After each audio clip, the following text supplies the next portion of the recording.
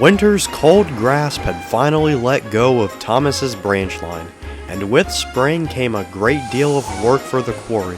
Mavis was busier than ever, filling trucks with stone and shunting them into their proper sidings. And when she wasn't in the quarry, she was taking trains to Farquhar.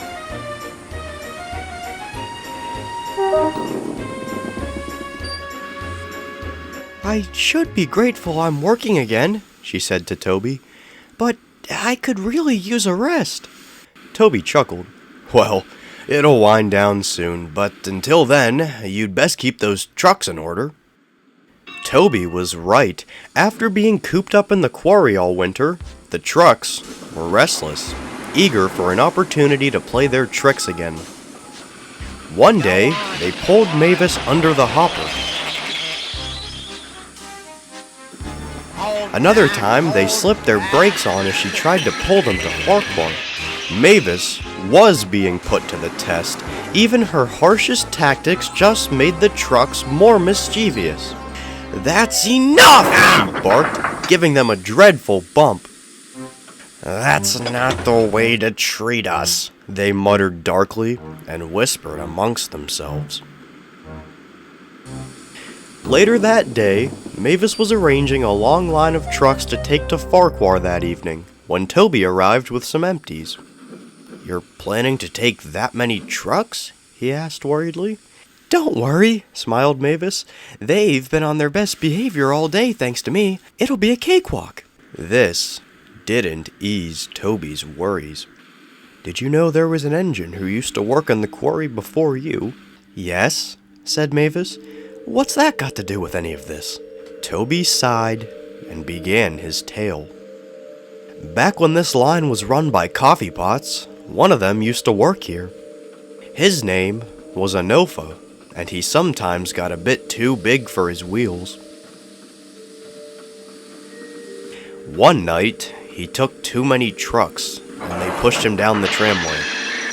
He crashed just before the top station." Toby paused. Not much of Anofa was recovered, but some nights, workmen say they can hear his brakes screeching down the tramway, trying to stop his train.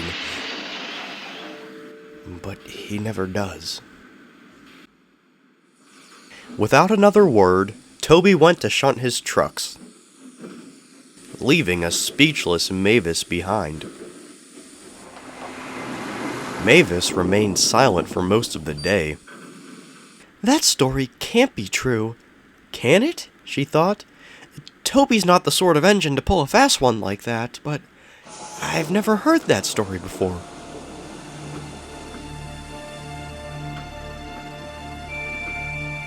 Soon, the daylight burned off, and a full moon shone down over the quarry. Mavis had just shunted the last trucks to the front of her train. The train was so long it almost blocked the quarry entrance. The trucks giggled to each other as Mavis coupled up. "We'll do it at the gradient."